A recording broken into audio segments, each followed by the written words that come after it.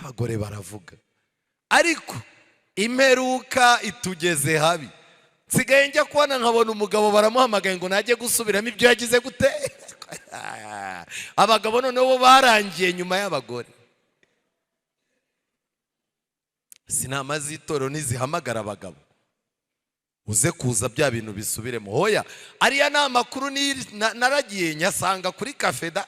Ayo makuru nahure nayo kuri cafe. Uzaze nyine ubivuge mu nama y'itorero. Nimpa mu Imana sinzaza.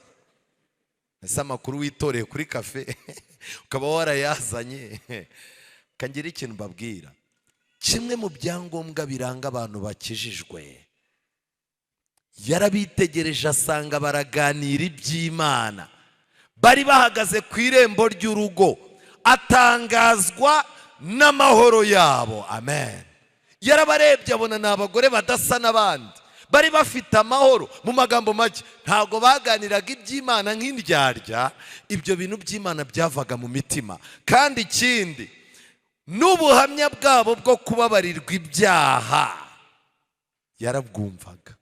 Kuba umunyabyaha twese turabisangiye, ariko se ujya ukora ibyaha wumva n'umutima ukurega, wumva umutima wawe ukubuza amahoro, cyangwa umutima warawucecekesheje? Niba muri wowe wifuza kuzabona Yesu mu maso, indangagaciro zaranze uyu mubyeyi, izo ndangagaciro nizo zigomba kugira gute? Kukuranga. Uyu mubyeyi witwa Simiyoni yabashije kureba Yesu mu maso. Byagenze gute? Ndabarahiye, umuntu udafite izi ndangagaciro z'uyu mugabo, kubona umwami Imana bizamugora. Icyambere, Yerusalemu hari umuntu witwaga Simiyoni. Uwo yari umukiranutsi ufite ibikabyo. Ugira gute? Witonda. Ikibazo dufite uyu munsi, umuntu arimo arashobora utuntu, arimo aracika ku cyaha runaka, akabihindura inyundo yo gukubitisha abandi. Umuntu aricara yatangira kugerageza iby'Imana byakunda, ugasanga umusozi wose yawukangaranyije. Imana nayo irabizi, ninjye njyenyine mucungiraho. Buriya iyo ntasenze abantu bataha nta mugisha. Abakiranutsi bafite ibikabyo ntibashobora kuzinjira mu bwami bw'Imana. Iyo umukiranutsi afite ibikabyo, kiba ari ikimenyetso ko agakiza afite ari agatuburano. Iyo umuntu ageze mu by'agakiza, byanga byakunda n'iki kizakubwira ko ufite agakiza kazima? Nuko kaba gafite ibikuta bibiri bitakwemerera kwitwara uko ushatse. Ujya kujya mu byo wari urimo, igikuta kikakwangira. Ujya kujya mu byo wari urimo, igikuta kikakwangira. Kubera iki? Uba warahinduye intekerezo, warahinduye ubwami. Kwiringira TV, ubutumwa bwiza kuri benshi, gukizwa kwa benshi. Matayo 24 umurongo wa 14. Nongeye kunezezwa n'abantu baciye mu kirere kigaragaza yuko cyari gifite n'imvura.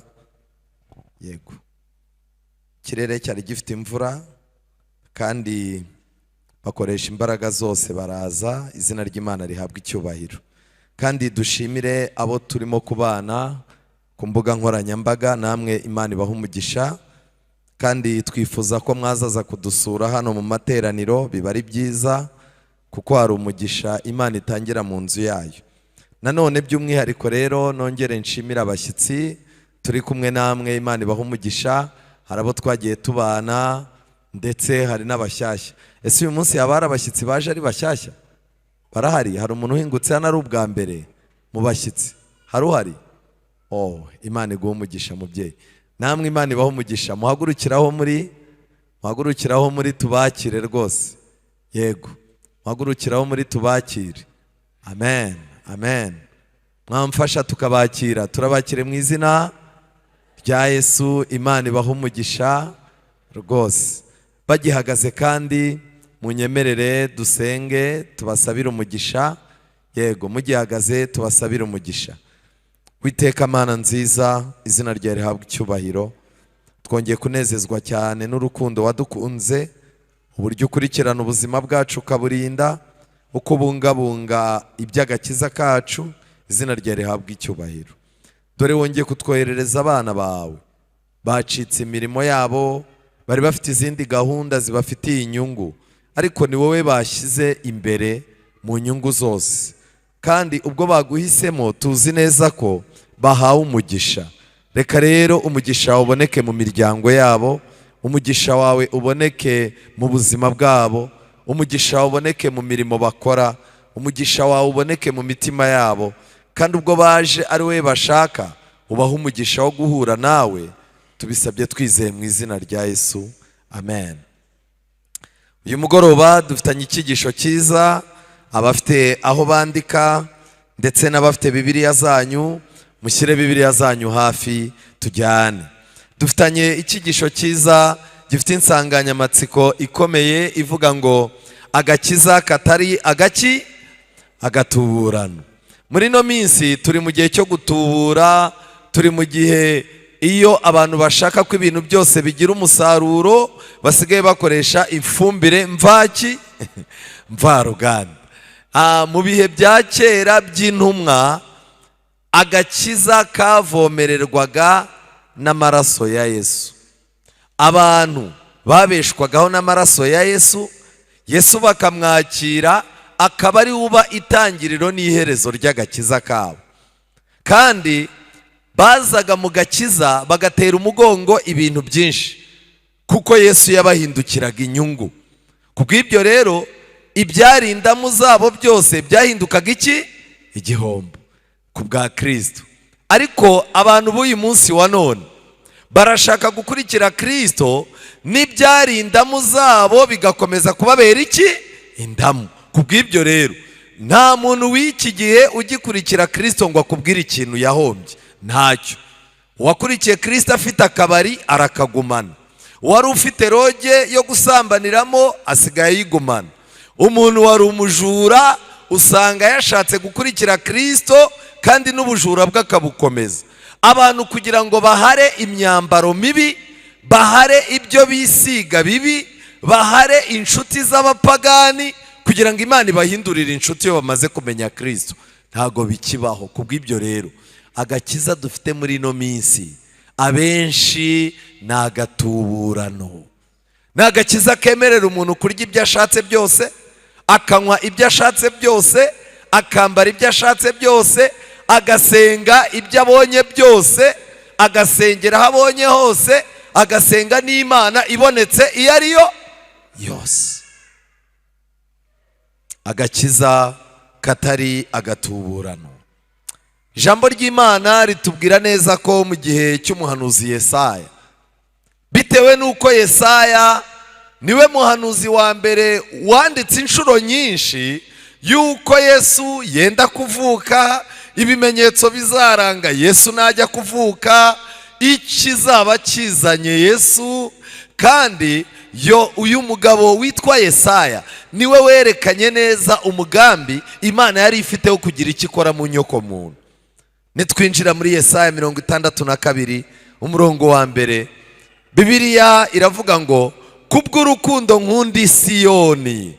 Uyu ni Uwiteka urimo kubivuga.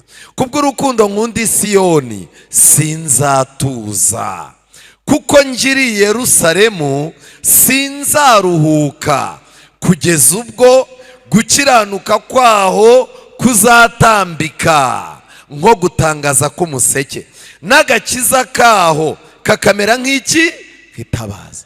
Ibintu bibiri Yesaya yavuze Imana irimo gushyiramo imbaraga, ibintu bibiri Imana ishaka gukora muri Siyoni idatuje, ibintu bibiri Imana igomba gukora ntiruhuke. Icya mbere ni ugushaka uburyo gukiranuka kugaragara mu bantu bayo. Icya kabiri ni ugushaka uburyo agakiza kari muri abo bantu igihe kizagera kagahinduka nk'itabaza rigira gute, ryaka. Icyo nicyo cyatumye Yesu avuga ngo muri umucyo w'isi, umudugudu wubatswe ku mpinga z'umusozi ntubasha kugira gute. Yego, ikibazo gihari muri ino minsi, abantu barimo barashaka kumurika kandi batarakijijwe. Yesaya yagerageje kugaragaza impamvu Imana yavuze ngo sinzatuza kandi sinzaruhuka. Kubera iki Imana yavuze ko itatuza kandi itaruhuka? Nuko ubwoko bw'Abisiraheli bwari bumeze nk'uko tumeze twese uyu munsi. Yesaya 59 umurongo wa 10. Ijambo ry'Imana riratangaje. Yesaya 59 umurongo wa 10, Yesaya yaravuze ngo dukabakaba ku nzu nk'impumyi. Ni ukuri turakabakaba nk'abatagira amaso. Icyaha cyatwisha amaso ku buryo umuntu akabakaba naho yagombaga kuba areba. Yesaya yarakomeje aravuga ngo dusitara ku manywa y'ihangu, dusitara nko mu kabwibwi. Mu banyambaraga tumeze nk'iki? Tumeze nk'intumbi. Kambabwire, imbaraga zo gukunda, imbaraga zo kubabarira, imbaraga zo guhigura ibyo twahize, imbaraga zo kugira icyo dukora mu nzu y'Imana zaradukamukanye. Ariko ku munwa turi abanyambaraga, turavuga rwose. Umuntu adusanze tubwiriza, agasanga turirimba, umuntu agasanga tuyoboye inama y'itorero, umuntu agasanga twambaye imyenda ya jiya n'iya mifemu, turimo kuvuga za sloga zacu, aravuga ati aba bantu ni abanyambaraga. Ariko iyo bigeze mu bikorwa tuba tumeze nk'iki? Nk'intumbi. Ntawe ukwiye kwirenganya. Icyo ni ikibazo, ni ikimenyetso cy'uko dufite agakiza kagatuburana. Yesaya yakomeje kwerekana impamvu Imana yavugaga ngo ntiyatuza. Kandi nawe nuramuka usanze ari kumeze, kuva uyu munsi ubwira Imana ngo Mana nyibandeho ntiwongere gutuza. Ikindi kintu gikomeye, twese twivuga nk'idubu. Yego, twivuga nk'idubu, dukoresha imbaraga nyinshi twiyerekana, ariko tukaganya cyane nk'iki? Nk'inuma. Umunwa wacu usohokamo ibintu bibiri. Iyo turimo kuvuga ubutwari bwacu tuba tumeze nk'idubu, ariko ibibazo byaraturenze, amaganya yaraturenze, tuba tumeze nk'inuma igira gute? Iguguza. Dutegereza itegeko ariko ntaryo. Twiringira agakiza ariko kakatuba kure. Twiringira agakiza, tuba twumva twakizwa, tuba twumva twaba abantu b'Imana, tuba twumva twava mu byaha tukegera Imana tukezwa. Ariko buri gihe hari ikintu gihora gituma agakiza dushaka gufata tutagafata. Ariko nagira ngo mbabaze, ni Imana yimura agakiza ikakegeza kure, cyangwa icyaha kitujyana kure y'Imana ku buryo duhora tubona agakiza katuri kure?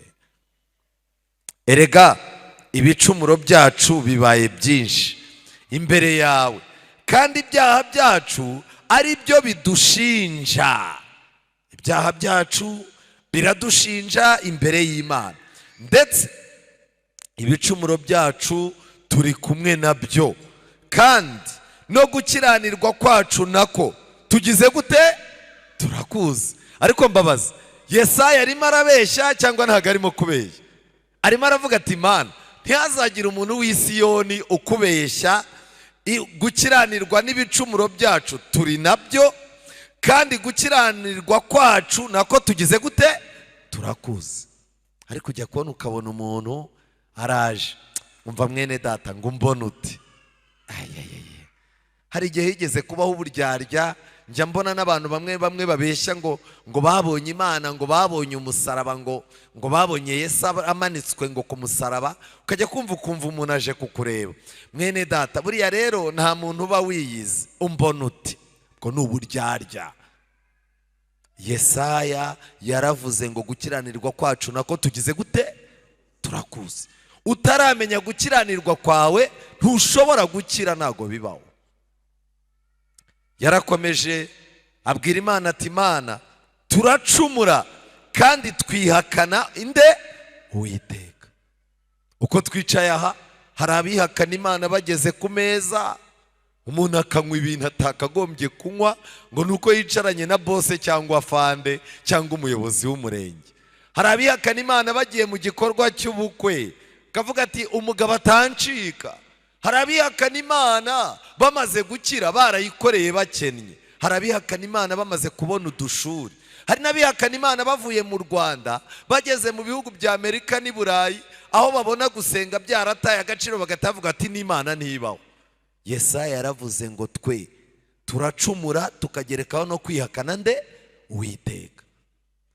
Namwe mwumve ibi bintu n'iby'Imana yabonye i Siyoni, iravuga ngo sinzatuza gukiranuka kwaho kutaraboneka. Ndasaba Imana ngo uyu munsi ntiyongere gutuza kuri twe. Yesaya yarakomeje, turateshuka tukareka gukurikira Imana yacu, tukavuga iby'agahato n'ubugome, twibwira ibinyoma, tukabivuga tubikuye hehe? Ku mutima. Ibinyoma bituba mu mutima, ukajya uvuga ngo kanaka niwe. Noneho isi yo yaranacuramye mu kinyejana, guturuka mu kinyejana cya gatandatu, ni ikinyejana cya gatandatu, ubupapa bwarebye uburyo abantu bakunda kubeshya, bashyiraho itariki ya mbere z'ukwezi kwa kane, bayita itariki yo kugira gute? Kubeshya. Kubera ko baravugaga bati hari umuntu ushobora kwicara mu idini ashaka kubeshya, ariko kubera amasomo ya Bibiliya yuko ababeshya batazinjira mu ijuru, hashyirwaho itariki ya mbere y'ukwezi kwa kane ngo yitwe itariki yo kugira gute? Ariko nagira ngo mbabaze, tubeshya kubera iki? Nuko imitima yacu yanduye. Yesaya yarakomeje aravuga ngo kandi imanza zitabera zisubizwa inyuma, gukiranuka kugahagarara kure, kuko ukuri kwaguye mu nzira. Ukuri kwaguye mu nzira, kandi gutungana ntikubasha kwinjira. Ni ukuri koko, ukuri kurabuze. Umuntu uretse ibibi aba abaye iki? Umunyage. Muri Isiraheli iyo wavaga mu itsinda ribi mwagendanaga, baguhinduraga nyakamwe. Bose baravugaga bati ubwo yigize umuntu wakijijwe ntimukamwegere nawe azadukenera. N'ubu uyu munsi wa none niko bimeze. No mu rusengero iyo wagendaga mu itsinda ry'abantu bagira amoko, ukabavamo ukababwira uti Imana iherutse kundasira umucyo, menya yuko muri Kristo hataba umuyuda cyangwa umuki cyangwa umugira icyo batambwira ati nimukireke kijye kigenda cyonyine. Iyo wagendanaga n'abagore b'injajwa ugahinduka umuntu ushaka kuba umukirisitu mwiza, abandi bagore baravuga ati mumureke ajya agenda wenyine azamenya icyo twari tumumariye. Uretse ibibi ahinduka umuki? Umunyage. Uwiteka yarabibonye ararakara, kuko nta manza zitabera zihari, kandi Uwiteka abona ari nta muntu uhari. Abantu baruzuye, ariko Imana yashatsemo umuntu muzima igira gute? Iramubura. Ariko mwari muzi ko muri Yeremiya igice cya 5 Imana yigeze kubwira Yeremiya igice cya 5, Imana yageze aho birayiyobera, irangije ibwira Yeremiya igice cya 5 umurongo wa mbere. Buri Imana yaragowe cyane. Igice cya 5 umurongo wa mbere, Imana itegekera Abayuda ibihano ibahoye ibyaha byabo.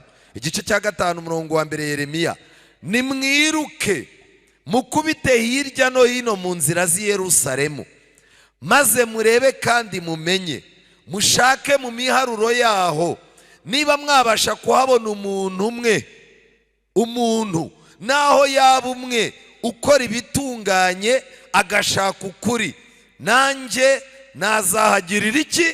Imbabazi. Umuntu umwe yarabonetse, yarabuze. Ibi ngibi inyandiko y'umwuka w'abantu zitubwira ko hari amatorero, hari insengero zubatse nk'uko urunguru rwubatse, ngo zizabura umukandida umwe mu bwami bw'iki? Bw'Imana.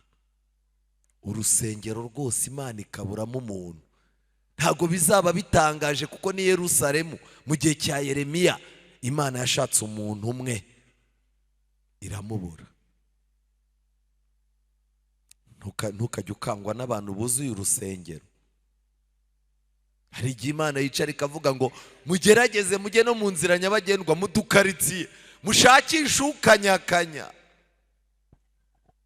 Kubera iki?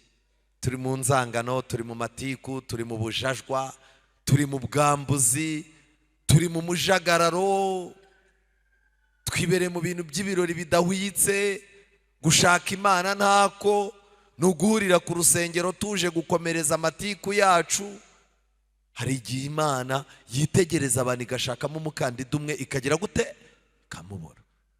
Yeremiya yakomeje, Yesaya we yakomeje agaragaza ikintu gikomeye. Uwiteka abona ko ari nta muntu uhari, atangazwa nuko nta n'uwo kubitwarira. Kubitwarira, reka mbaho urugero. Iri jambo ryitwa kubitwarira risobanura iki? Igihe Mose, Abisirayeli bari bakoze icyaha, Mose yabwiye Abisirayeli atumva rero, Imana yamaze kubafatira umwanzuro, ariko mukomeze mugume hano, nje imbere y'Uwiteka nje kubitwarira. Kubitwarira ni iki? Ni ukujya guhagararira abantu imbere y'uwo bahemukiye. Imana yababajwe n'uko abantu bo mu gihe cya Yesaya nta n'uwashoboraga kuza imbere y'Imana ngo abahagararire. Nta mutambyi, nta muhanuzi. Umuhanuzi wari uhari ni Yesaya, kandi Yesaya nawe bari baramwanze.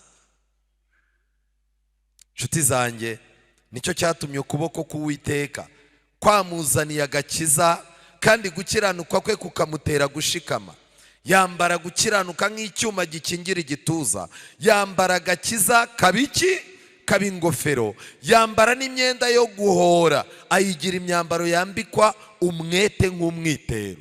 Aya magambo asoza yerekezaga kuri Yesu. Niyo mpamvu nitwinjira muri Bibiliya hari ibitekerezo bibiri bigaragaza agakiza Yesaya yavugaga kari akahe. Icya mbere, murabyibuka neza igihe Simiyoni yateruraga Yesu ari uruhinja.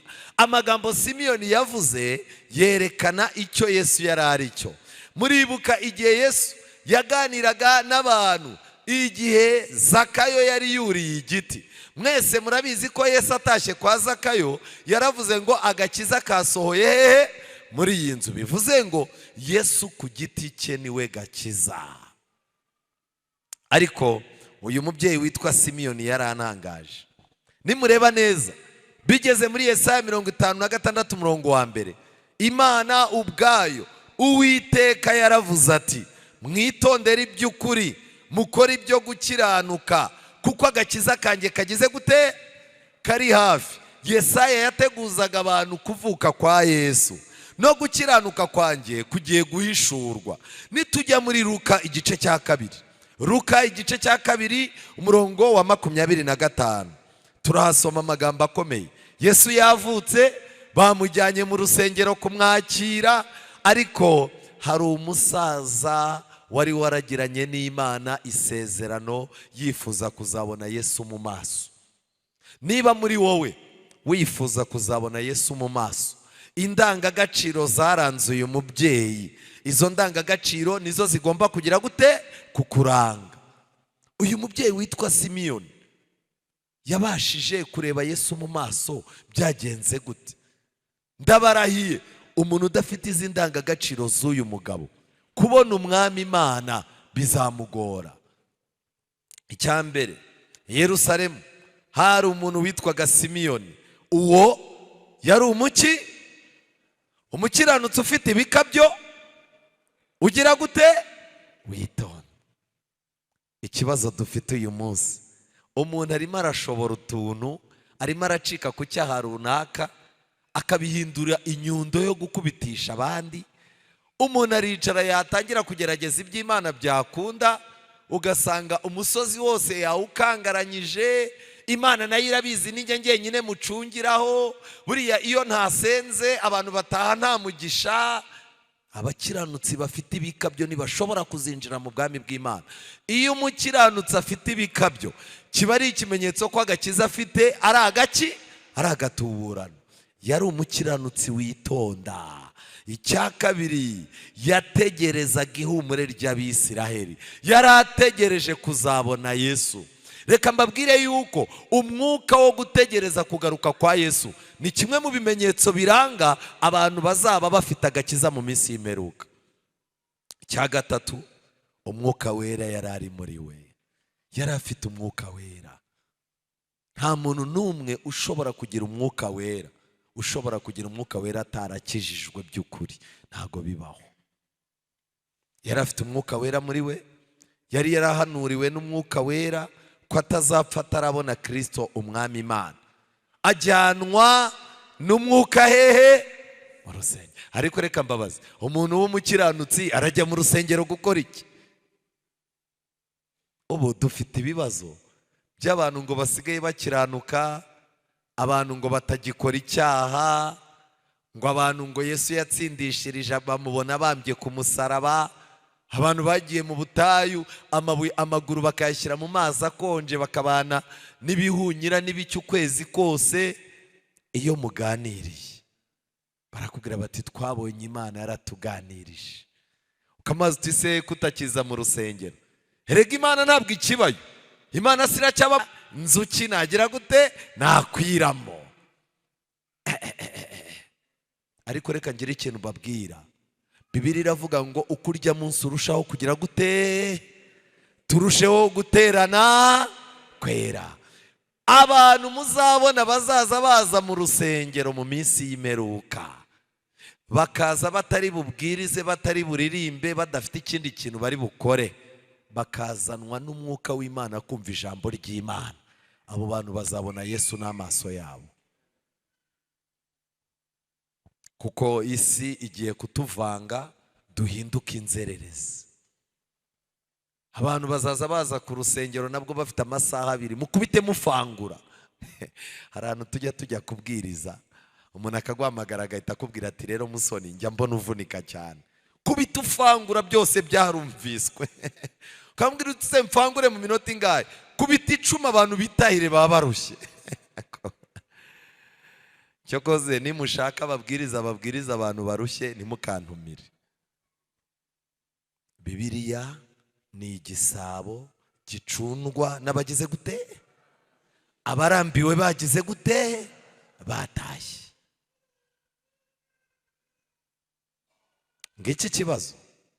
Simiyoni ajyanywe n'umwuka mu rusengero. Iyo umwuka wera kujyanye mu rusengero haba hari ikintu kiri bube. Kitabaye n'ubuhanuzi haba hari ikintu Imana iri bukore ku mutima wande wawe.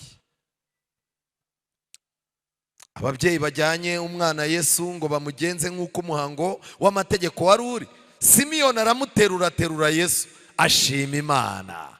Arangije aravuga ati mwami noneho urasezerera umugaragu wawe amahoro nk'uko wabivuze.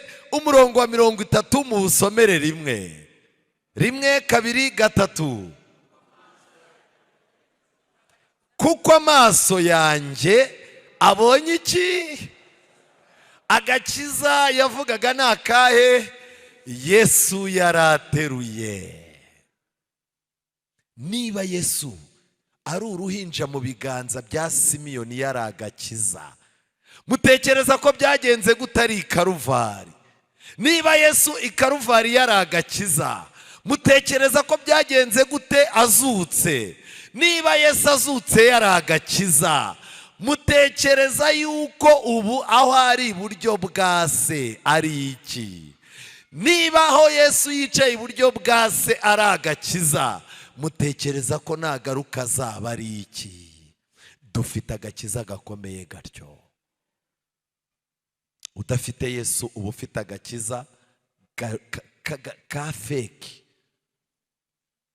Umuntu w'iki gihe usigaye umubaza uti se watangiye urugendo byagenze gute? Agahita akubwira atari ko ati hari umugabo wari wigishije, atakagabo kagufiya ubona gakennye niko kari kigishije uwo munsi. Ariko mwumva umuntu wihannye ku rusengero hari habaye ikira. Ntabwo nibuka ibyari byabaye, ariko twarariye turarya rwose ibiryo biryoshye. Dusohotse abadiyakoni barampobera, ndangije ndavuga ni nanjye nkwiriye kuba muri aba bantu pe. Ndaza nifatanya nabo, mpasengeye amezi 2 makubitana n'umukobwa mwiza ubengerana. Ndavuga ni Imana ugize neza kuba ugiye no kuma umugore usenga. Mbambonye umugore nuko madamu wanjye namubonye. Rero nyuma y'umwaka naguze imodoka, noneho ndangije naranazindukaga ku rusengero bangira umukuru w'itorero. Ubu rero ndi umukuru w'itorero, ndabishimira Imana. Cyokoze pe iby'agakiza byaramfashije. Nguyu umugore wanjye sinjya mukubita, ku kazi nta muntu nambura, uko biri kose byaramfashije. ukamubaza uti se hari umunsi ufite ushima Imana, hari icyo Imana yakoze muri wowe? Yarangiza ati mba numva hari igihari, uretse ko mba numva nta n'igihari. Ariko reka ngire ikintu mbabaza, agakiza kawe wakabonye byagenze gute? Ndagira ngo dukore urugendo tujye mu gitabo cy'umugenzi. Ese umuntu ahaguruka aza mu by'agakiza habaye iki? Kuko uko uhagurutse ikikuzanye n'icyo uhasanze biba bifitanye isano n'icyo uzakomezanya. Igitabo cy'umugenzi nakomeje kureba kuri paje ya 5, umugenzi paje ya 5, volume ya mbere. Iki gitabo cy'umugenzi ntabwo ari igitabo cy'abadivantisite, ni igitabo cyasohotse aya madini yose mwirukankamo yari ataravuka. Iki gitabo cyasohotse mu 1600 cyanditswe n'umuntu umwe mu baprotestani Imana yahaye iyerekwa ryerekana ibyangombwa by'abantu bazajya mu ijuru uko bagomba kuba bameze. Uyu munsi ni igitabo gikundwa n'abarokore, ADPR, Restoration Church, Zion Temple, amadini atandukanye, ababatista, abangirikani n'abaki bose, ndetse natwe abadivantiste turagisoma. Kubera iki? N.G. White mu ntambara ikomeye mu mapaje y'185 gukomeza, ndumva ntibeshye, yeretswe yuko iki gitabo gifite uruhare mu kuzinjiza abantu mu bwami bw'Imana. Nibaramuka bakize batambaye amarineti, niburamuka mukize mutambaye no marineti amadini abambika. Igitabo cy'umugenzi ni indorerwamo nziza ishobora kugufasha kwimenyaho ububi bwawe ukazinjira mu bwami bw'Imana. Reka rero turebe paje ya 5. Ubundi umuntu akizwa ate? Ese abantu bakijijwe babaho? Akiri umusore Yohana yakundaga gukora ibyaha cyane, ariko yabikoranaga umutima ugira gute? Ngaka kantu kambe, kuba umunyabyaha twese turabisangiye. Ariko se ujya ukora ibyaha wumva n'umutima ukurega, wumva umutima wawe ukubuza amahoro, cyangwa umutima warawucecekesheje? Uyu mugabo yarazi ko Imana izagira gute? Izabimubaza. Umunsi umwe yumvise bigisha ku cyaha cyo kwica iki? Sabato. Reka mbabwire abantu b'Imana bo mu madini atandukanye, turahamya tudashidikanya ko muri mwe harimo abahuye na Yesu. Rwose hari ab'Imana yigishije, ndetse amadini yanyu mubamo afite ikintu abamariye pe, afite n'ubuhamya yabahaye mufite.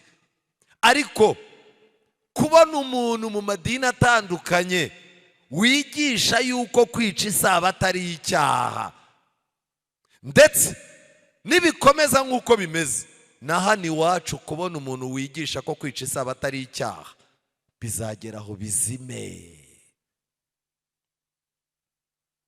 Abantu bajye baza mu rusengero barimo gucuruza ku matelefone, isabato ihinduka umunsi abantu bahuriraho ngo basubukure amatiku y'isabato yashize. Mu ngo zabo imirimo n'akazi bikomeje. Ahandi nawe usange abantu babuza abantu amahoro mu cyumweru cyose, barangiza bakabeshya ngo baje mu isabato. Reka ngire ikintu mbabwira, kwica isabato ni icyaha. Niba byanditse mu gitabo kitari icy'abadivantisiti yuko kwica isabato ari icyaha, mu bitabo byacu mutekereza ko handitsemo ibingana gute? Yagiye ahantu asanga umubwiriza arimo kwigisha.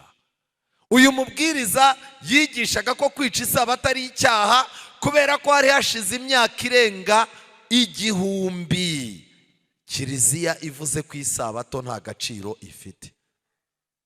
Abantu bajya gusenga ku cyumweru. Uyu mubwiriza ari igihe aramagara yego cyangwa hoya?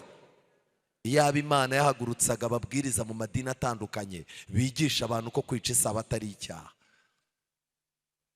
Yohana Bunyana araho, ikibwirizwa kiratangira, umugabo avuga uburyo kwica isabato ari icyaha.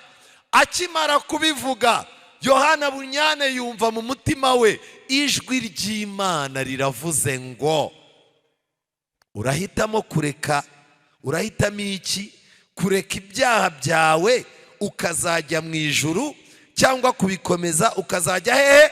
Muri Gehinomu. Ijwi ry'Imana ryazamukiye ku itegeko ry'isabato. Icyabaye ni iki? Agira ubwoba bwinshi maze ariheba, yibwira ko atagishobora gukizwa. Bukeye ahura n'abagore 3 bakijijwe. Abagore bangahe? 3 bakijijwe. Ni igiki cyagaragazaga yuko abo bagore bakijijwe?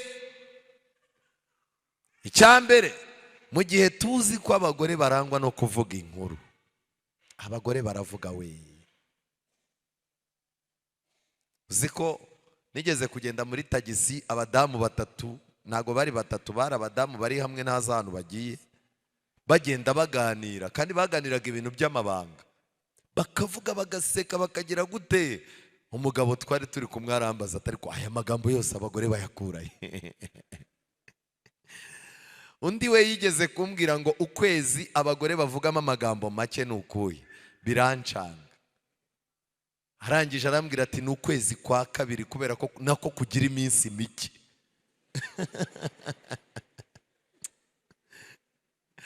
Abagore baravuga. Ariko imperuka itugeze habi. Nsigaye njya kubona nkabona umugabo baramuhamagaye ngo najye gusubiramo ibyo yagize gute. Abagabo noneho bo barangiye nyuma y'abagore. Sinama z'itorero ntizihamagara abagabo uze kuza bya bintu bisubiremo. Hoya, ariya ni amakuru naragiye nyasanga kuri kafeda. Ayo makuru nahure nayo kuri kafe. Uzaze nyine ubivuge mu nama y'itorero. Nimpa mu Imana sinzaza. Ese amakuru witoreye kuri kafe ukaba warayazanye. Kangira ikintu mbabwira. Kimwe mu byangombwa biranga abantu bakijijwe, yarabitegereje asanga baraganira iby'Imana, bari bahagaze ku irembo ry'urugo, atangazwa n'amahoro yabo. Amen. Yarabarebye abona n'abagore badasa n'abandi, bari bafite amahoro. Mu magambo make, ntago baganiraga iby'Imana nk'indyarya. Ibyo bintu by'Imana byavaga mu mitima. Kandi ikindi, n'ubuhamya bwabo bwo kubabarirwa ibyaha yarabwumvaga. Hari abantu baganira ukavuga uti burya Imana iracyafite iki? Abantu. Ubuhamya bw'uburyo bababariwe ibyaha nabwo babusubiragamo, ndetse no gukizwa n'Umwami Yesu. Arangije amenya ko abo bagore babonye Yesu ko bari bafite agakiza katari agatuburano. Icyakora ntiyakijijwe uwo mwanya. Yongera guhura na Porowoni na Bwihebe ibihe byinshi, ndetse hari ubwo yari hafi kumera nka wa mugabo wo mu kazitiro ko kwa Musobanuzi. Ariko bitinze agera ku musaraba, umutwaro umuva ku mugongo, agira gute? Arakizwa. Gukizwa ntabwo ari ibintu byo kumanuka ngo uze uhagarare imbere gusa bibe birangiye. Gukizwa ntabwo ari ukumanuka gusa ngo ujye muri Yorodani bakumanure mu mazi bakuzamura. Gukizwa ni Kristo. Kristo iyo yinjiye muri wowe ahindura gahunda yose. Iyo amaze guhindura gahunda, abo wababaje Yesu agutegeka amagambo uri bubabwire ukabasaba imbabazi. Abo wibye Yesu akubera ubutunzi ugasohora ibyo wabibye ukabitanga. Abo watesheje agaciro Yesu arongera akaguha ububasha bwo kubasubiza agaciro. Ibyo ni Imana ibikora mu muntu. Nikomereze mu gitabo cy'Umugenzi. Muri iki gitabo paje ya 9 haranditse ngo, nanyuraga mu butayu nibwiye isi, mbona ahantu hari isenga, njyamamo ndasinzira, ndota inzozi. Mutega amatwi uko mu Kristo yatangiye urugendo. Noneho muri izo nzozi mbona umugabo wambaye ubushwambagara. Ubushwambagara bushushanya ibyaha. Yari ahagaze ateye umugongo urugo rwe, afite igitabo mu ntoki. Buriya nagira mbabwire, igihe cyose umuntu afite Bibiliya, Imana ntizatuza izakoresha Bibiliya kuva mu itangiro kugeza mu byahishuwe. Mwuka w'Imana yinjire mu buzima bwawe. Iki gitabo cyitwa Bibiliya, umuntu wagisomye by'ukuri ntajya ahinduka umukiranutsi wirata, ntago bibaho. Yari afite igitabo, ariko ikintu kibabaje, yari ahetse umutwaro uremereye mu mugongo. Mwitegereje mbona bumbuye icyo gitabo, aragisoma, akigisoma ararira, ahinda umushyitsi, maze atakibasha kwihangana arataka, araboroga ati ngire nte.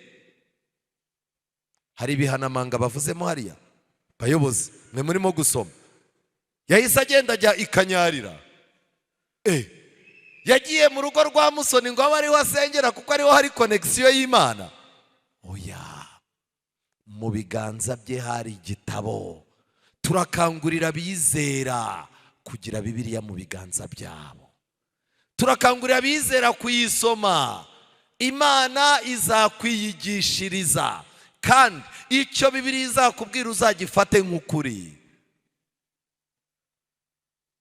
Akimeze atyo, atahiwe, agezeyo amara umwanya ashoboye wose yiyumanganyije.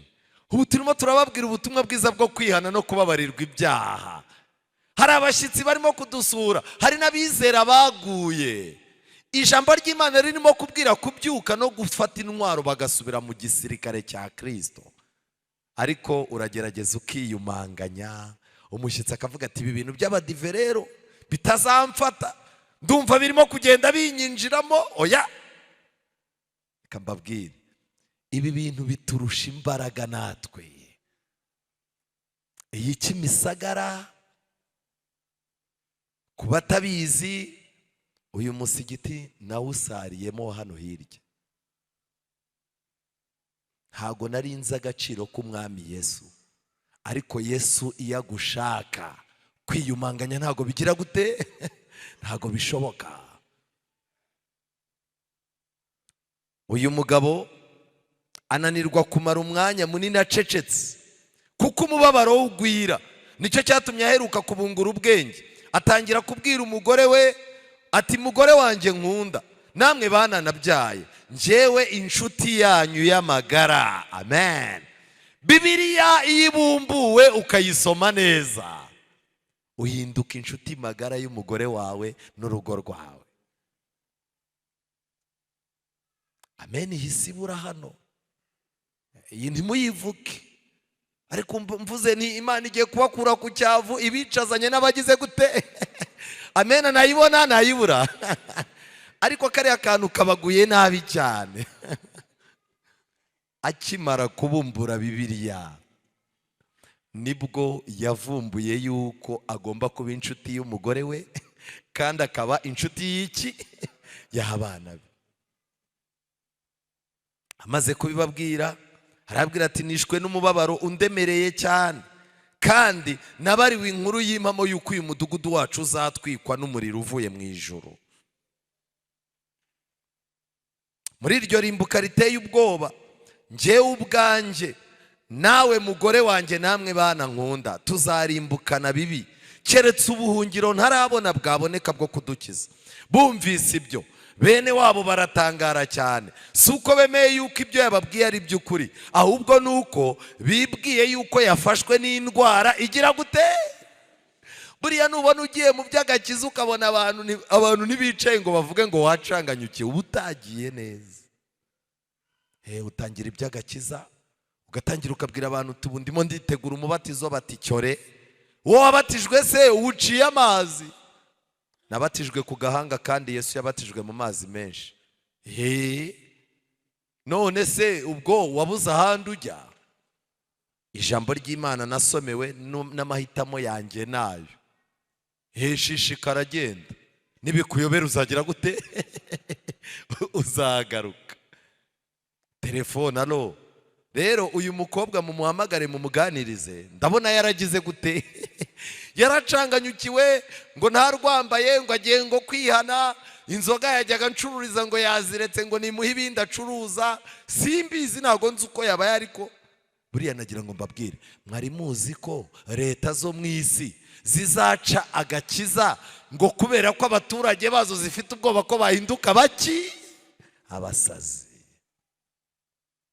Igihe umwuka wera yamanukaga, intumwa ku munsi wa Pentecost, abantu bakomeye baraje babitegereza ibintu intumwa zirimo gukora, barangije baravuga ngo basinze. Mwuka w'Imana ahita abwira Petero ati, urumva ko batangiye kuvuga ngo mwasinze? Petero arangije arababwira ati, mwitubwira ngo twasinze, ubu ni isaha ya kangahe? Abisirayeli b'abasinzi ntawanywaga inzoga mu gitondo. Reka ngire ikintu mbabwira, iyo wihuriye na Yesu agatangira guhindura ubuzima bwawe, abantu batangira gutinya yuko uri buhinduke umuki musazi. Kuko ibyari inyungu zawe bihinduka igihombo, ibyari igihombo bikaba ari byo bihinduka inyungu. Nigeze mbabwira umuntu wambwiye hamwe ngo nzapfa ndimbwa kuko ntajya njya abandi bagabo bari. Tamaze se ushatse kuvuga iki? Ubwo yarambwiye ngo ubwo ntajya mu kabari sinzaba umugabo. Naringiye kubabaza niba ndi umugabo, ndabiretse. Ubu namwe bari aha hari abajya bajya mu tubari ngo bazaba baki. Bibiliya ivuga ngo iki? Igihe umwuka wera yamanukiraga intumwa, Yesu ndetse igihe Yesu yasubiraga mu ijuru, abamarayika babwiye intumwa ngo nimugende mujye i Yerusalemu, muteraniye mu cyumba cyo hejuru, ndetse mbibutse yuko umwuka wera nabamanukira nibwo muzaba abaki abagabo bo guhamya. Mwuka wera yamanutse umuntu ahinduka umugabo. Ntabwo kuba umugabo bisaba kwitiza bamwe b'inzoga n'abasinzi n'abasambanyi ngo bagucire inzira yo kubaho. Nuko kuko bwari bwije, bibwira yuko ibitotsi byabasha kumukiza, barangije uyu mugabo baragenda bajya kumuryamisha, ariko ijoro ringanya n'amanywa kumubabaza. Nicyo cyatumye mu kigwi cyo gusinzira akesha ijoro asuhuza iki? Umutima arira. Buriya iyo umuntu yafashe umwanzuro wo kuba umuntu w'Imana, abadamu benshi ajya afata umwanzuro wo kubatizwa, umugabo akabona umudamu yafashe umwanzuro akabanza akamubwira ati ariko wasaze. Umudamu ati hoya ndabatizwa niyegurira Imana. Byarangiza umugabo agahita amuryamisha. Muzi ukuntu amuryamisha? Aramubwira ati rero kujya kubatizwa wenyine ntacyo bimaze, tegereza umwaka utaha tubanze dusiga akarange mu nzu, dushaka amafaranga tuzajyane kubatizwa njye nawe muri Yorodani. Umumama ati mbega byiza we, akareba mu kirere akazubara. Yarangiza akamubwira ati bubiretse rwose, akaba arakuryamishije burundu. Ubu hari abantu bafite agakiza karyamishijwe n'abantu ku bushake. Mukristo baramuryamishije abura iki? Ibitotsi. Kandi mbere yuko Yesu agaruka ngo abanyamadini bazagerageza gusinziriza abayoboke babo ngo badakanguka bakaganira ku ngingo z'ingenzi zizaba zirimo kugaruka kwa Yesu, igishushanyo cy'inyamaswa, ikimenyetso cy'Imana n'ikimenyetso cy'inyamaswa, ubuhanuzi buzaba busohora. Abizera bo mu madini bazaba bafite amatsiko yo kumva izo ngingo, ngo ariko ngo abayobozi b'amadini bazabaryamisha babwire bati turi maso ku bwanyu, ryama. Abayobozi b'amadini nibabona abaturage bakomeje kugira amakenga, bazahindura ibibwirizwa, bajye bahagarara ku ruhimbi bavuga ngo ni amahoro. N'iki? Ni amahoro. Ubuhanuzi buteye ubwoba. Paje ya 11, mbona mukristo akebaguza nk'ushaka kwiruka, maze arahagarara kuko atabashije kumenya aho ajya. Ahura n'umugabo witwa mubwirizabutumwa, aza aho ari, aramubaza ati uratakishwa n'iki? Aramusubiza ati mutware, nabwirijwe n'iki gitabo mfite mu ntoki yuko naciriweho iteka ryo gupfa, kandi ubwa nyuma nkaba mbikiwe kujya mu rubanza, kandi numva yuko urupfu ntarushaka, n'urubanza ntazashobora kugira gute? Kurutsinda. Ahuye na mubwirizabutumwa. Igihe cyose uzaba ushaka Imana n'umutima wawe wose, ukaba ufite Bibiliya yawe mu biganza, byanga byakunda Imana izaguhuza n'ugufasha kuyiga.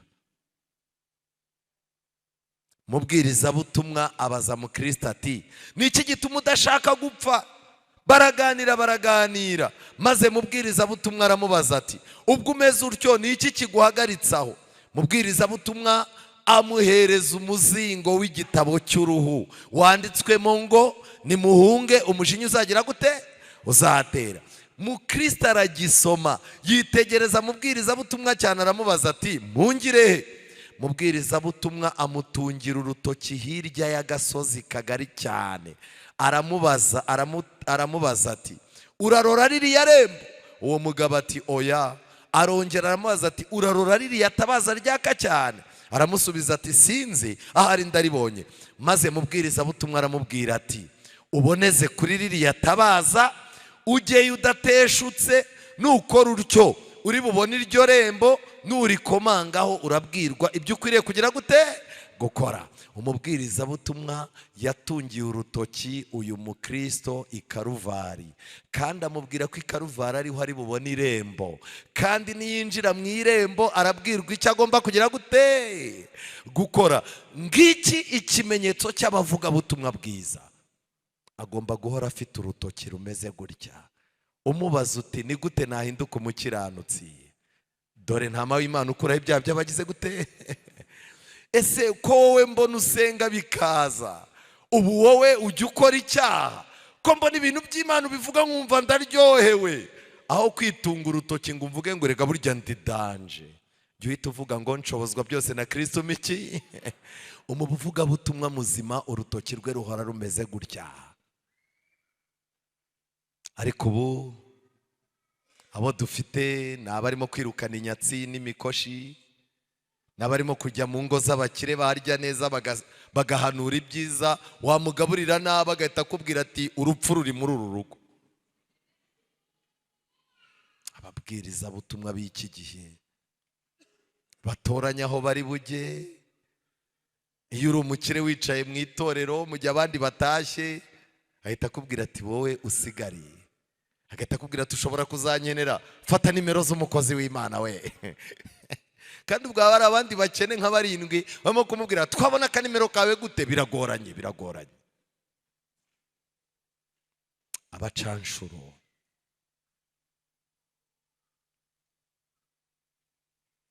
Umuntu yambwiye ibintu birambabaza. Amateraniro, hari idini rimwe navuze hano muri Kigali, amateraniro iyo arangiye umubwiriza ajya gupasura na pastor. Pastor agatangira ati ni njyewe wubatse, ni njye ntangura umuriro n'ibiki byose. Umubwiriza arangiza ati ntungangisha ibyo, izina ryanjye ni ry'abantu baje bakurikiye. Izina ryande?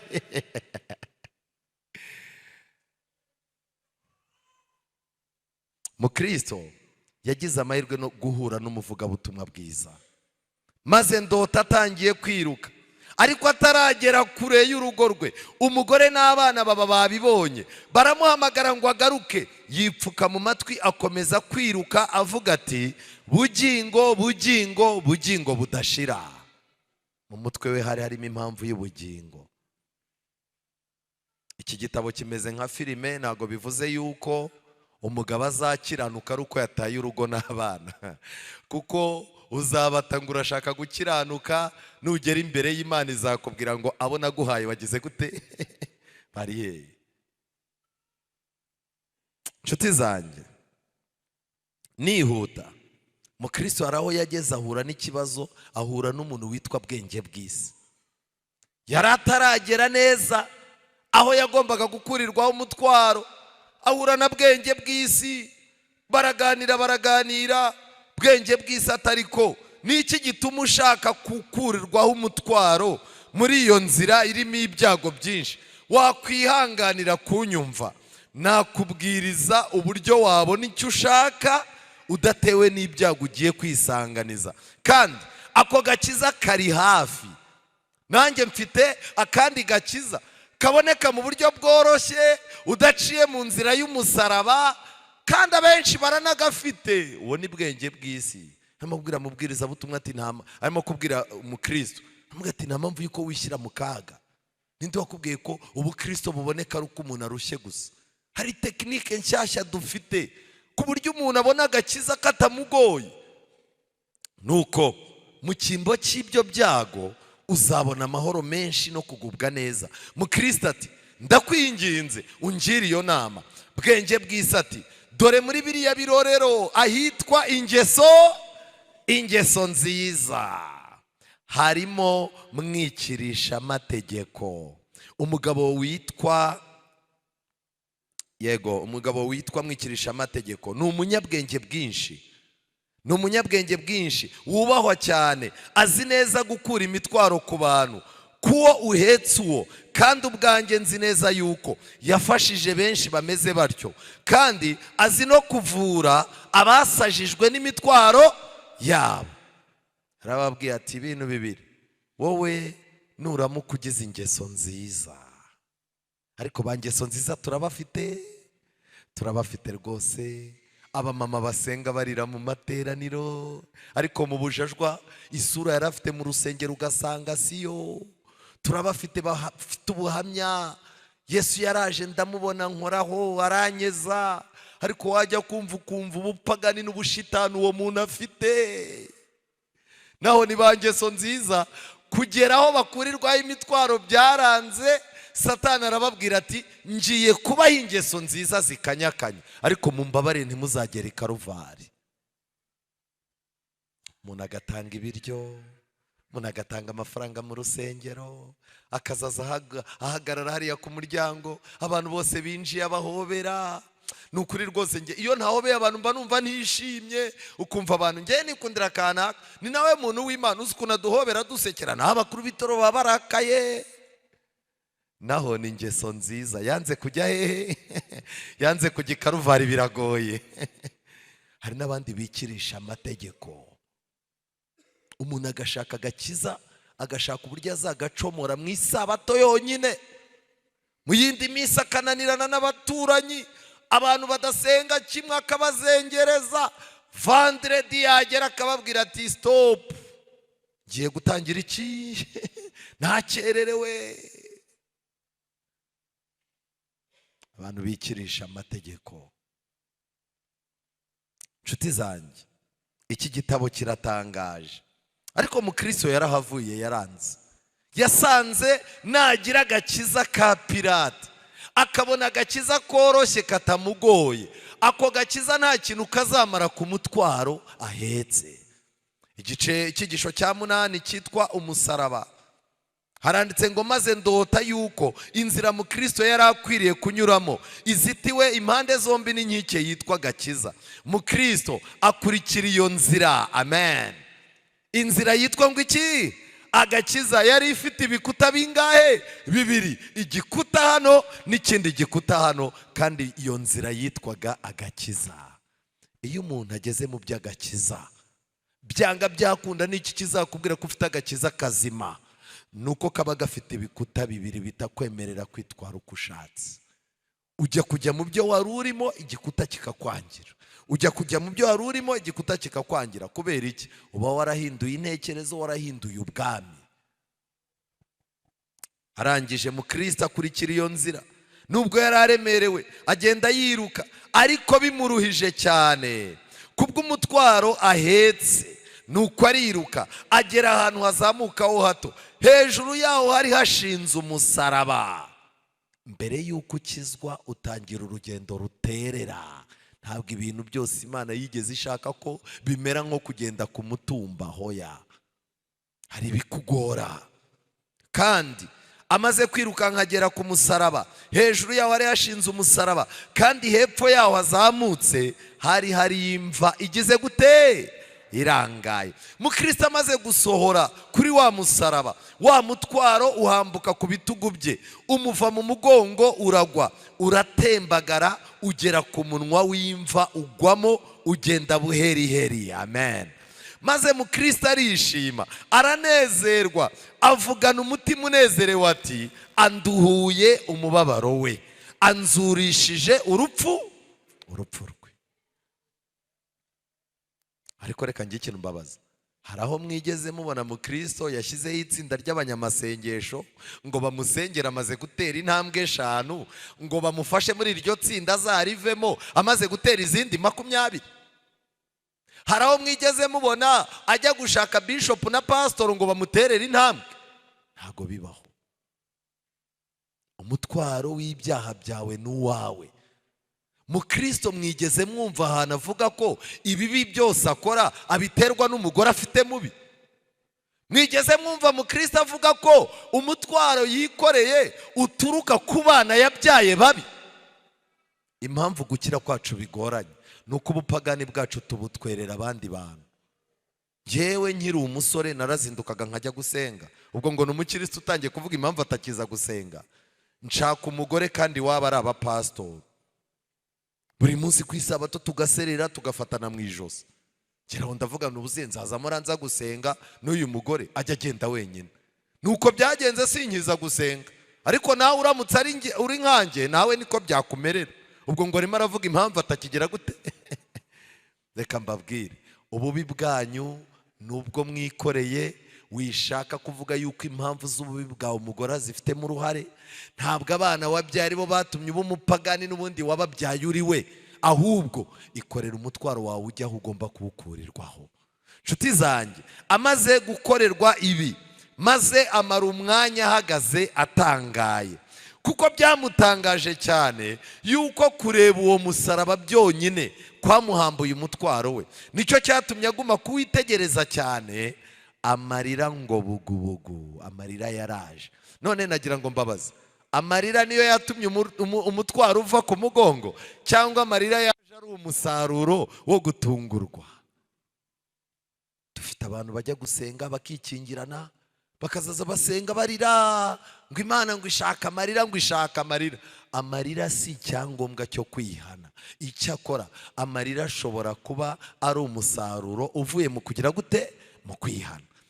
Amaze kurira, agihagaze arimo kuwitegereza arira, Imana ibona aracyakeneye ibindi byangombwa kugira ngo azasoze urugendo. Abantu benshi iyo bumvise umutima utuje, bamaze kwihana no kubabarirwa no kubatizwa, baparikira aho ngaho bakavuga bati ubwo nkiza amateka ya kera birahagije. Ariko ku muntu wakijijwe, Imana ihora ifite icyo yamukorera kugira ngo azakomeze agakiza ke kazabyara umusaruro ku munsi usoza amateka y'isi. Icyabaye ni iki? Agihagaze asangwa n'abantu bangahe? 3 barabagirana, baramuramutsa bati amahoro abe kuri wowe, amen. Kubera iki? Igihe Yesu yavukaga, marayika yaravuze ngo mu ijuru icyubahiro kibi cy'Imana, mu isi amahoro abe mubo Imana igira gute? Yishimira. Iyo umuntu yihannye rero abagiye mu mugabane w'abantu Imana yishimira, bishimisha abamarayika kuza kugusuhuza bakavuga ngo amahoro abe hehe? Abe muri wowe. Bivuze ngo kwihana bitanga amahoro. Barangije kumusuhuza, nta magambo menshi bagombaga kumubwira. Umwe aramubwira ngo ibyaha byawe ugize gute? Urabibabariwe. Kambabwire, ibi bintu byo kubabarirwa ibyaha ntabwo ari ibintu bisaba ko umuntu acika mu rusengero ngo ajye kubyigira mu bihanamanga. Uru ni urugendo rw'umunyabyaha na Kristo ku giti cye. Wa kabiri, undi amwambura ubushwambagara bwe, amwambika indi myenda. Gukiranuka yajyaga yihimbira arakwatswe, ahawe gukiranuka kwande? Kwa Kristo. Ariko nagira ngo mbabaze, bazaza bamufurira cyangwa ashinzwe kwimesera imyenda no kuyirinda? Iyo Kristo aduhaye ikanzu yera, adutegeka kuza kuyimeshesha, niwe uyimesa, ariko kuyirinda ni mwebwe mugomba kuyirinda. Kubera iki? Hahirwa uba maso akarinda iki? Imyenda yera ye.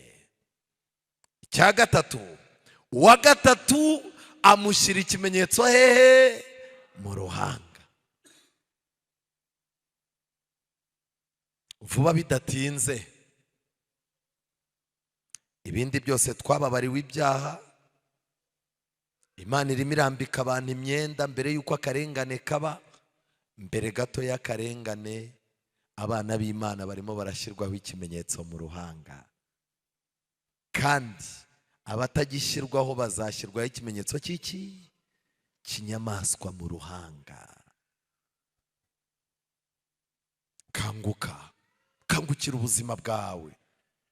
Amaze kumwandika ikimenyetso mu ruhanga, amuha umuzingo w'igitabo, amutegeka kugenda awusoma. Arangije aranamubwira ngo nugera ku irembo ry'ururembo rwo mu ijuru uzagire gute? Uzawubahe. Ibyiringiro dukomora mu ijambo ry'Imana, amasezerano y'Imana, nibyo bintu bizadutambutsa ku rugi rwo mu ijuru, icyo Kristo yakoze mu buzima bwacu. Muri uyu mugoroba nagira mbabwire ngo uyu munsi wa none abantu benshi barimo barajya gusengera ahantu hari agakiza gaciriritse. Ariko mu idini ryanyu mwemera umuntu unywa inzoga ufite n'abagore benshi. Twebwe nta kibazo, uje wese. Abantu bahita bajyayo. Reka ngire ikintu mbabwira kibabaje. Ziriya ndaya zicuruza zose, ariko numvishe ngo baranabahinduriye izina, babise ngo icyari ingira gute? Ariko isi nayo ni mbi koko. Zakayo ngo yari mugufi, ari umunyabibazo. Baranje bavuga bati rero uyu mubosi atazamenya ko mumushakira irindi zina, bamwita izina rya Zakayo. Izina rya Zakayo ryavugaga ngo umuntu mwiza utagira amakemwa. Ariko mumbabarire mumbwire, ubu gutya nsa ubu wanyita akazungu ntubu mpemukiye? Ikintu gikomeye ni kimwe, mu minsi y'imperuka abantu bakora inshingano mbi bazaza bahabwa amazina meza. Kujya kubona ukabona abantu barimo guca amajosi y'abantu biswe interahamwe. Izina ni ryiza ariko igikorwa kigize gute? None ngo n'abo bantu ngo nabo mwabise iki? Amadini, abantu barimo barashaka agakiza koroshye. Umugabo bita Tetezeri asomwa mu ntambara ikomeye. Hari umushinga wo kubaka i Roma, bashaka amafaranga yo kubaka barayabura. Bazana gahunda y'uko bagomba gutangira kwigisha inyigisho y'uko umuntu uzapfa azajya mu muriro agahora ashya. Iyo nyigisho bayigishije abantu barahahamuka. Bazana indi nyigisho y'indurugensiya, y'uko ushobora gutanga amafaranga, ayo mafaranga akagira uruhare mu kukwimura, ukaba wava mu muriro ukajya hehe? Muri purigatori. Abantu barangije bati ibyo rwose biraryoshye. Barangije bati kandi ayo mafaranga utanze azaza avamo agakiza kakubabarira ibyaha wakoze, ibyo urimo gukora n'ibyo upanga kuzakora. Abantu batanze amafaranga, sempita iruzura iyi mureba y'uyu munsi. Mu gitabo cy'intambara ikomeye rero haranditswe ngo bageze naho bavuga ikintu gikomeye ikirenze ibyo. Tetezeri yemezaga abamuteze amatwi ko icyemezo cy'imbabazi z'ibyaha kidafite ububasha bwo gukiza abazima gusa, ahubwo n'abapfuye, kandi ko iyo amafaranga ageze mu ndiba y'isanduku y'uwapfuye, umwuka w'ubugingo bw'uwo muntu uguriwe imbabazi, umwuka we uhita uva muri purigatori maze ukajya mu ijuru. Uvuga ngo amafaranga iyo yatanze ngo yahitaga ajya hehe? Mu isanduku. Akoreka mbabwire, abanyamafaranga babaho neza kabisa. Uzi ko iyo ufite amafaranga n'umuntu uje kugusengera aratangira ati turamukweretse, ukore muri farumasi ya hehe? Yo mu ijuru. Ukuremo urushinge ruryana rutaryana. Kandi ku isabato itaha tuzongere duhure nawe, tuzarushaho gushima izina ryande. Ako umuntu arakureba ukennye yarangiza ati Mana ndabona byanze randevu ku nyanja y'iki.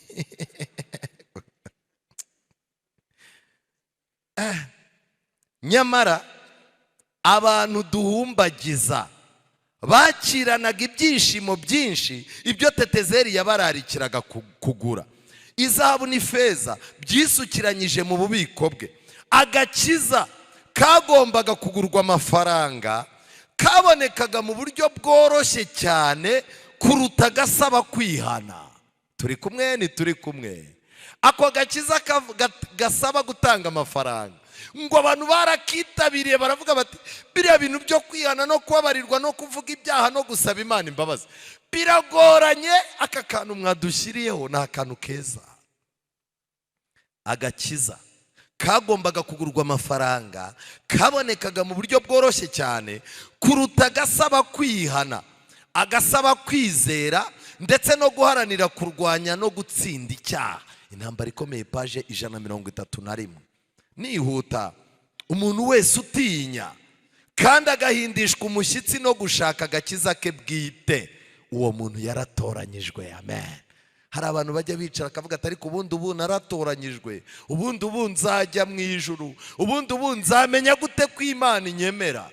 Aya magambo ari mu gitabo Abakurambere n'Abahanuzi, icyigisho cya 19, paje 135. Umuntu wese utinya agahindishwa umushyitsi no gushaka agakiza ke bwite, yagize gute? Yaratoranyijwe.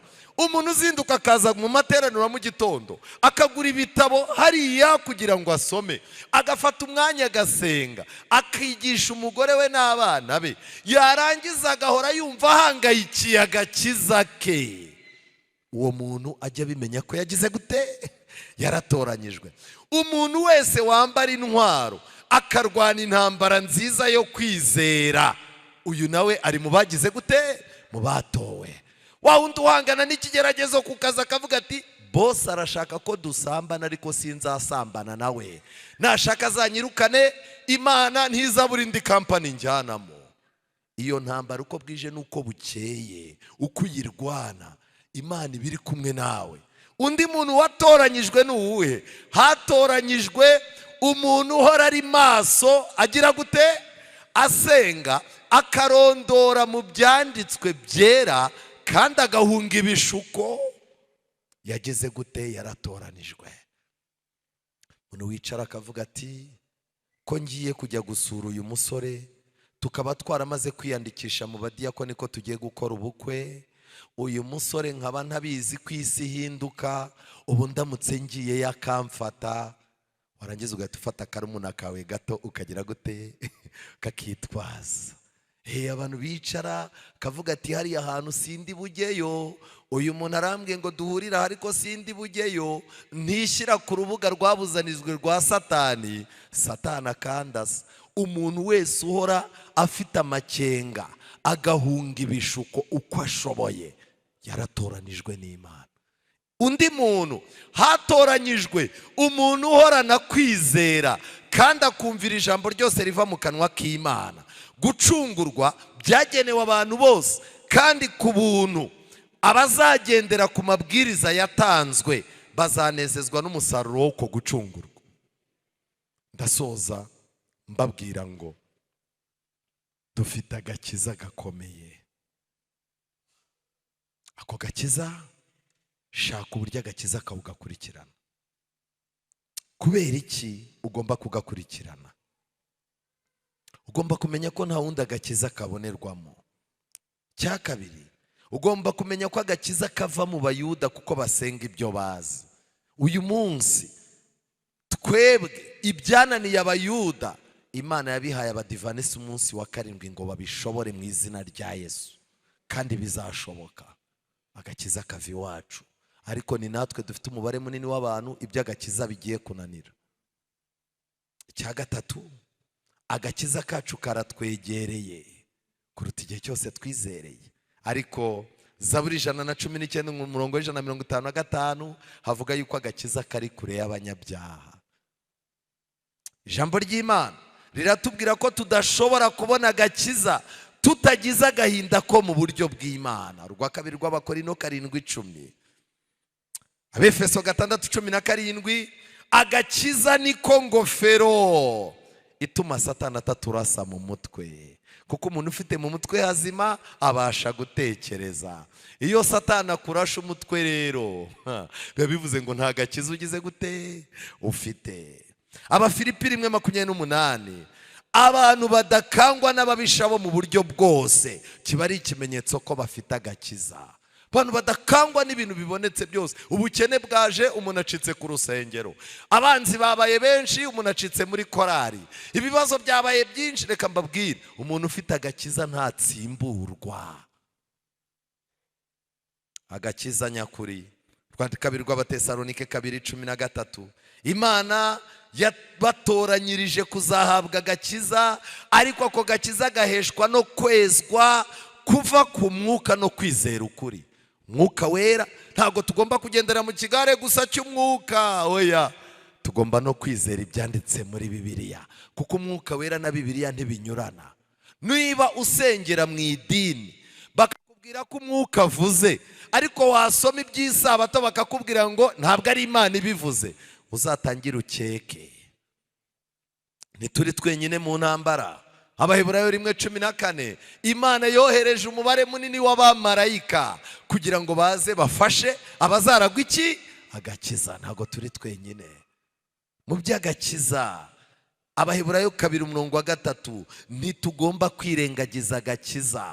Nubikora ntashobora kuzarokoka. Nugera imbere ya byeri ukirengagiza agakiza, wagera imbere ya sheri ukirengagiza agakiza, wagera imbere ya ministre ukirengagiza agakiza, wabona ugize amafaranga ugeze Dubai ukirengagiza agakiza.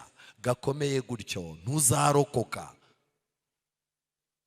Agakiza, igihe Yesu azaba agarutse, Abaheburayo 9:28, azagaruka azaniye abamutegereza iki? Agakiza. Wigumana agakiza k'igipande. Twarakijijwe, dutegereje nanone kuzakizwa Yesu agarutse. Urwandiko rwa mbere rwa Petero 1:5, turinzwe n'imbaraga z'Imana kubwo kwizera, kandi turindirwa agakiza kiteguwe kazahishurwa mu gihe cy'imperuka. Isomo risoza Ibyahishwe 19:1. Abantu bafite agakiza muri bo, hari ibintu bagomba kwegurira Imana bikaba ibyayo. Icya mbere, agakiza sakawe, agakiza si wowe ugatanga, agakiza n'ak'Imana, icyubahiro ni icy'Imana, ubutware n'ubw'Imana yacu. Umuntu ufite agakiza ntarwanira biriya bintu bitatu.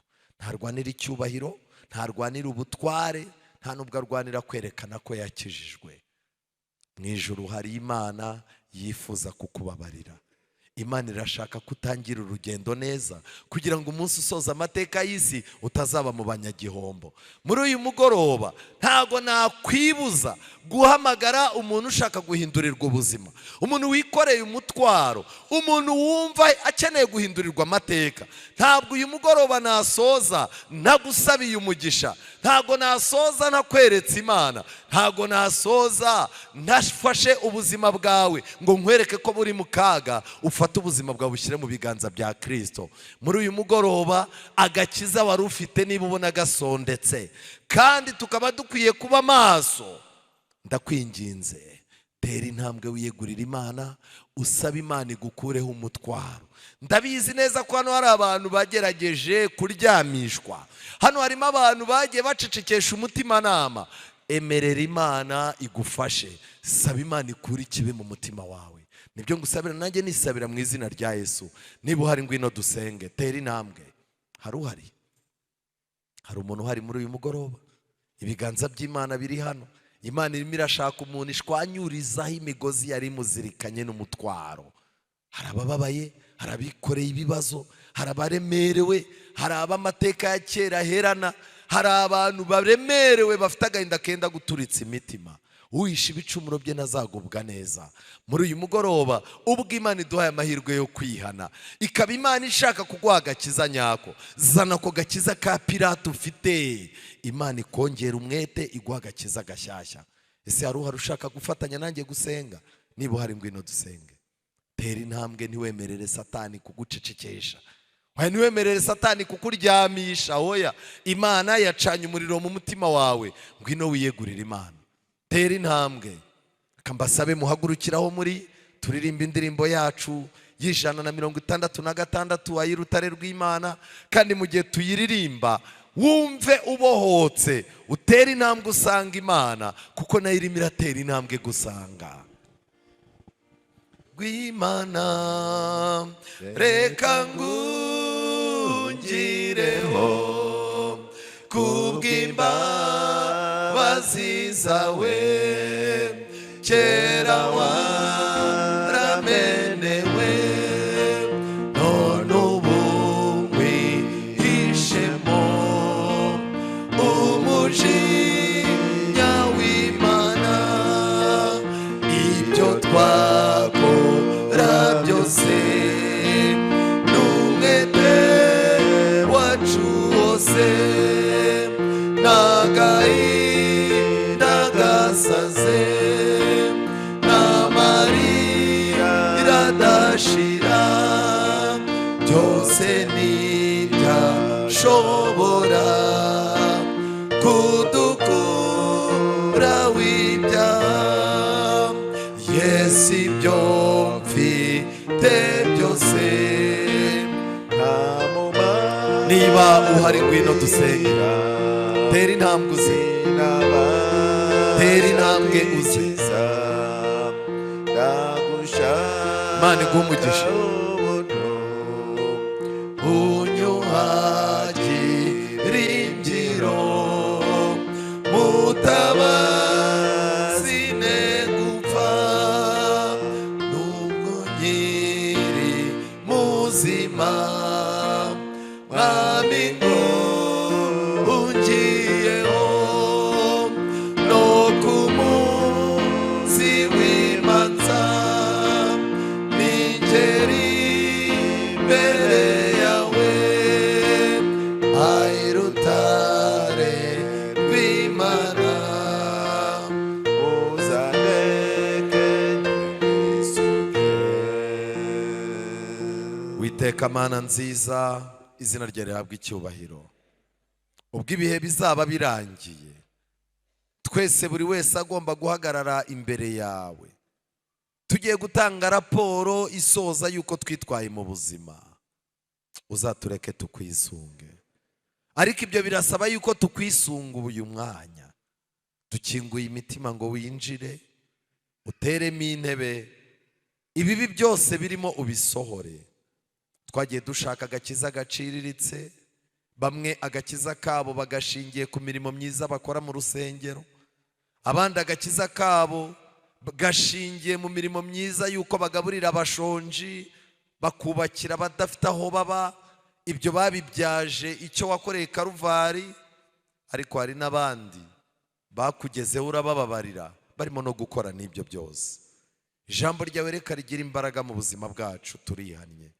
hari abana bawe bahagurutse baza imbere baratsinzwe nk'uko natwe dutsinzwe ndakwinginze ubwo ku musozo w'amateka y'isi buri gakiza k'umuntu kazaba karimo gupimwa ku munzani utibeshya uzaturinde kuba twaragize agakiza gaciriritse mwami Uwiteka uhereye mu gihe cya Yohana kugeza none ubwami bwawe buratwaranirwa intwarane zirimo zirabugishamo imbaraga udushyire mu ntwarane uturinde gushaka agakiza gaciriritse i Karuvari ibyo wakoze wabikoreye ubuntu kandi ibyo ngibyo icyo bidusaba ni ukubyakira ngwino udutsindishirize ngwino uduhe kukubona kandi mwami Uwiteka ba bagore batatu mu Kristo yahuye nabo bamweretse ubuhamya budasanzwe ariko ntago bamurutiye ba bagabo batatu ndakwinginze reka imitima yacu uyivugiremo ko tubabariwe ibyaha byacu reka utwambike imyambaro yera kuko ubucocero tumazemo igihe turaburambiwe reka udushyire ikimenyetso mu ruhanga kugira ngo twizere yuko ku munsi w'amateka y'isi uzaba utuzi duha umuzingo tubasha gusoma ukatuhumura kandi ku marembo y'ijuru tukazaba tuzawutanga urugendo twagenze uturinde kuzarupfusha ubusa tukweretse abana bawe bari muri iri teraniro biteguye kubatizwa uzabane nabo ubatsindishirize ubaha amahoro ubateze intambwe bagomba gutera kuko ari wowe uzibateza abavugabutumwa abakuru b'itorero bari hano uduha amahirwe yo gutunga urutoki intama w'Imana ukuraho ibyaha by'abari mu isi umugoroba mwiza ugiye kuduha uwuhe n'igihugu cyacu abayobozi bacyo baha amahoro kandi abayobozi b'iri torero ubahe umugisha ubwiza bwawe butahane n'abana bawe. Ujye mu mirimo yabo ubahindurire umutima, ubahindurire n'imikorere, kugira ngo ubahindurire n'imigisha babashe kugira icyo babona. Ubahindurire inshuti kandi ubasige igikundiro cyawe. Ijambo ryawe rigira imbaraga kuri uyu musozi, mu izina rya Yesu, amen. Kwiringira TV, ubutumwa bwiza kuri benshi, gukizwa kwa benshi. Matayo 24:14.